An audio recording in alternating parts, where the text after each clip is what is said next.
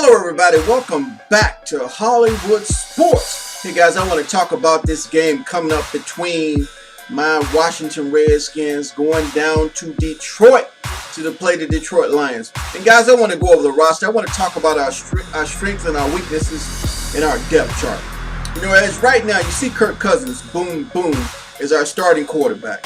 And right now, he's playing some good football. I mean, he's making mistakes here and there. But overall, he's playing some good football as a professional quarterback in the NFL. And the one thing I want to say about Kirk Cousins, he's only a 2-year quarterback, guys. And he's learning. He's figuring things out. He's really getting adapted to the offense. I think they're starting to open some things up for him right now. I think his vision is doing pretty good. But I think it's just his decision making is the key for Kirk Cousins. And right now, the only way his decision making is going to get better is as he watch a lot of film, and get a lot of experience, guys. And I think naturally, as a person that adapts, he's going to learn and get better. He's going to feel better with the flow of the offense, the speed of the game. Everything will start coming. Eventually, that light bulb is going to go off. Right now, you see just a small touch of Kirk Cousins thinking out there. You don't want to be thinking. You want to be reacting. And I think he's trying to get adapted to all. I think he's getting used to the receivers right now, how they cut, how they go into their breaks. He can always expect who's going to be open, who's not, based on the defense. I think he's learning those type of things, learning those concepts. And once he put it all together, I think he will be fine. I think they need to get another quarterback coming up behind him. I know McCoy's doing pretty good. I would like to see McCoy get some seasoning experience, because I think technically wise, experience wise, I think McCoy would do a lot better. But obviously Kirk Cousins is the starting quarterback, and I think he's going to get better, guys. I think he's going to get better if he cuts down his mistakes, makes proper decisions, because their wide receivers are doing the job. He just got to deliver the ball, be smart with the ball, don't force the ball, and Kirk Cousins should be okay. As you can see, Colt McCoy is the backup. I got all kind of confidence in Colt McCoy. Yeah, but you know, right now I think the NFL just sees him as a backup, guys. Okay, let's go to the halfbacks. We talk about my man Matt Jones. Matt Jones is a beast, man. 6'2", 232. And really, guys, he has no experience. He's been in the league for 1 year, right? 1 year. This is his second year as a halfback, and really, this is his first year as a starter, guys. But I think as he gets momentum, he learns his offensive line. Because most backs, man, they got to know their offensive line. They got to know how the offensive line blocks and who's doing what, and you can get a feel for where the holes are. And then you don't have to do too much looking and too much thinking. You can just react, pop through the holes. You got an idea how it's going to work. So I think Matt Jones is going to be okay. I think he's gaining momentum right now. Matt Jones is a back, man. He has talent. He has speed. He obviously has the size. He can run in between the tackles. He can run outside the tackles. I think it's just about him getting adapt to his offensive line and getting momentum and getting a rhythm and getting into his offense. And I think he'll be fine. And you know, we got Chris Thompson right here, man. Chris Thompson's a good back.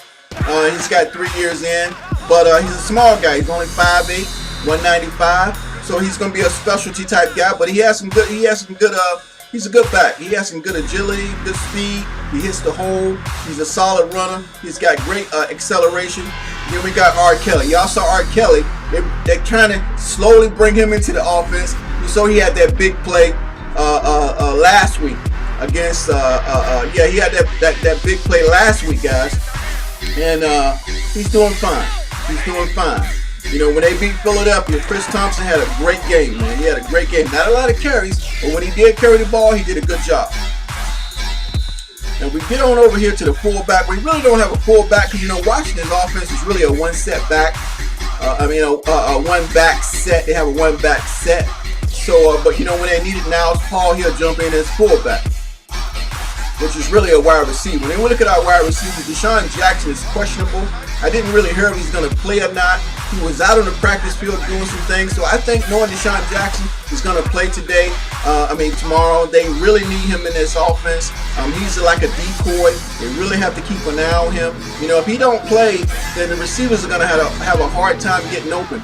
You got Pierre Garçon as another guy you really have to keep an eye on. That's what I'm saying. Pierre Garçon is no joke, guys. You got to keep an eye on him. So I think the receiving corps is doing fine. You got Jamison Crowder emerging as a star wide receiver. Not saying he's an all-pro, but he's getting the job done, guys. He's another young guy. He really only has his second year in the NFL. So I think, Jamison Crowder got good speed. You saw him run that kickbacker, that punt return back on. I think it was a kick return or a punt return, but he ran it back on Philly man for a touchdown. He's got speed, he's got acceleration, he's got the moves. He'll be okay. Then we got Ryan Grant, we got Rashard Ross, and John Dodson, guys. They finally put him on the IR. I think that's a good thing. Just put him on the IR, let him rush. They say he doesn't need surgery, so just let that thing heal. When you talk about Achilles, guys, it takes a long time to heal, and you got to let it rest. It's just that simple.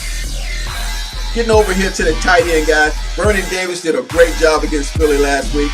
People thought he might have been over the hill. 10 years experience in the league. He's got good size though, 6'3", 248. And he's got some good speed, guy. Right here on the Madden game, it shows him at 86 speed. That's not bad for a tight end. That's really not bad. As long as you got the route running and you know how to get open. And he did good last week, guys. Y'all saw Vernon Davis get down. Because my man Jordan Reed down here got a concussion. He really didn't practice this week. He was on the field with a yellow jersey, but he's not playing this week, guys. Then you got Niles Paul that can pull up for the tight ends, guys. Okay, and you got Carricker. I heard he's getting close to coming back off injury, but I don't think he's going to play today. But if he does, it'd be very little. And he's another tight end we got. We say we got Saxton, another young guy who plays special teams. Okay, man, you got our all-pro Trent Williams. They've been thinking about putting Trent Williams on the inside at left guard, because when they tried that a couple of games ago, I think it was against the Giants. It was against the Giants. I don't remember who it was, but he did a great job. It was just an experiment. But they really need him to protect that left side of Kirk Cousins, man. And we go to the left guard. You got Sean Laveau. I'm not really happy with Sean Laveau. He should be doing a whole lot better. He's a big guy, 6'3". They got him on the inside, but he's getting better, guys. He's getting better. Then at the center spot, we got Spencer Long. I thought John Sullivan would start, but he's just getting to Washington. So I think he's running the offensive line schemes and everything. But right now, Spencer Long is the starter. They said he's been doing a good job. I've been reading on Twitter and everything like that. He's coming along. He's doing a lot better. According to Gruden. At right guard, we got our man Brandon Schertz. Again, he was a rookie last year. This is his second year, guys. Another young guy, but he got nice size, 6'5", 323. He's a good blocker. He's going to get better, guys. This boy's a beast. He's the kind of guy to spit on you. Brandon Schertz, I like him. It's a young line, but it's a good line.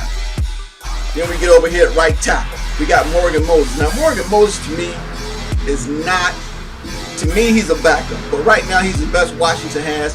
They need to eventually find somebody that's going to replace him. This guy's 6'6", guys, 6'6". But they say he has been playing better lately. But I've been looking at him, guys. You know what Morgan Moses' problem is? Footwork, moving his feet. And as a lineman, you got to be moving your feet, especially in pass blocking. And guys, I just think Washington's going to be okay.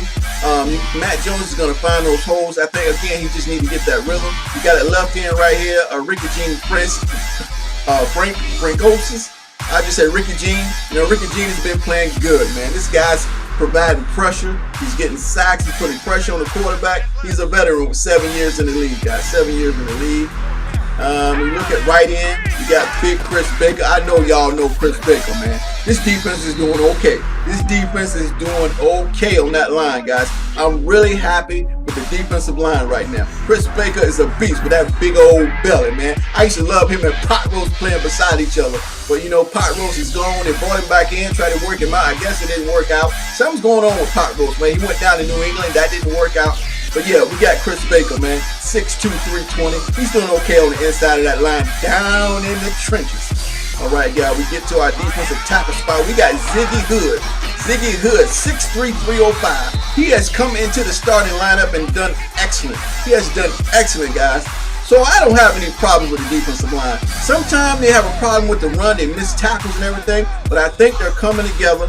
They got camaraderie, like I said, man. They're having fun. They like being teammates. I think they're getting things going. They're pumped up before the game. So Ziggy Hood is doing pretty good on that defensive tackle spot. And of course, we got our All-Pro Ryan Kerrigan, man. Ryan Kerrigan's got a little, I think he's got a little splint on his arm or something, but he's been playing, guys. He's been playing hard. He's another good guy at linebacker spot, so we don't have to worry about that spot. You know Kerrigan's going to get the job done.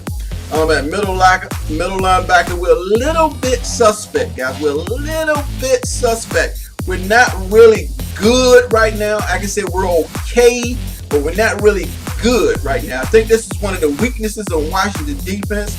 You know, Will Compton is doing a great job doing middle linebacker. I think this is the first year he's playing middle linebacker up in that starting spot. And you got my man Mason Foster.